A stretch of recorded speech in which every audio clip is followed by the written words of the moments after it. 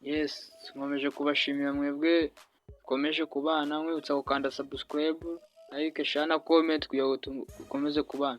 Rero uyu munsi amakuru yacu ko tuyahere mu mukino wa basket, aho ikipe ya REG wa BBC yatsinze APR wa BBC mu mukino wa mbere mu ya nyuma ya Kamarampaka. Kuwa gatanu tariki ya 4 Ukwakira nibwo hatangiye imikino ya nyuma ya Kamarampaka Playoff Final hagati y'ikipe ya APR Women Basket Club ndetse na REG Women Basket Club, aho ikipe ya REG wa BBC yatsinze APR wa BBC amanota 68 kuri 67. Ni imikino ya nyuma ya Kamarampaka, aho aya makipe yombi agomba gutanguranwa imikino 7 best of 7 series, aho uzabasha kurusha undi azahita yegukana igikombe cya shampiyona bidasubirwaho. Ni umukino utari woroshye kuko wanarangiye harimo ikinyuranyo cy'inota rimwe hagati y'impande zombi, kuko umukino warangiye ari amanota 68 ya REG wa BBC kuri 67 ya BBC. Mu gace ka mbere kegukanwe n'ikipe ya APR wa BBC ku manota 20 kuri 15 ya REG wa BBC.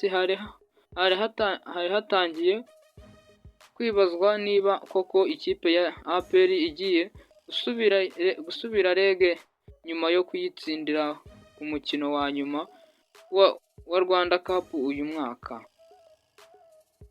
Mu gace ka kabiri ikipe rero ya REG wa BBC yasubije vuba kuko yaje kukegukana ku manota 25 kuri 8 yonyine ya APR. Aha bivuze ko REG yari yamaze gukuramo ikinyuranyo ari yashyizwemo na APR ndetse ihita itangira kuyobora umukino. Agace ka gatatu ikipe ya APR wa BBC yaje kukegukana ku manota 16 kuri 13 ya REG.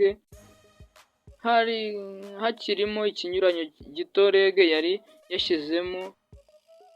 Agace ka kane ariko ka nyuma kari gakomeye ku mpande zombi, gusa APR wa BBC yaje kongera kukegukana ku manota 21 kuri 15 REG wa BBC gusa, kuko REG yari yashyizemo ikinyuranyo kinini byaje kurangira ikipe ya REG wa BBC yegukanye umukino harimo ikinyuranyo cy'inota rimwe gusa.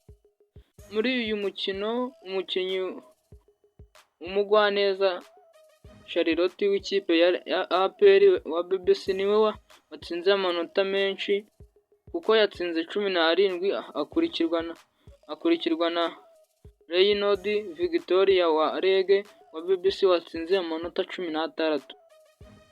Umukino ubanza wo guhatanira umwanya wa gatatu hagati y'ikipe ya GS Marilene na Caprel warangiye ikipe ya Caprel itsinze GS Marilene amanota 82 kuri 68. Umukino wa kabiri uteganyijwe kuri iki cyumweru tariki ya 6 Ukwakira muri Petit Stade. Iki akaba ari ikinyamakuru twakeshaga Kigali Today. Mwe twabanye mbibutsa gukanda subscribe, share na comment kugira ngo dukomeze kubana amakuru dushyiraho abagereho ku gihe. Thank you.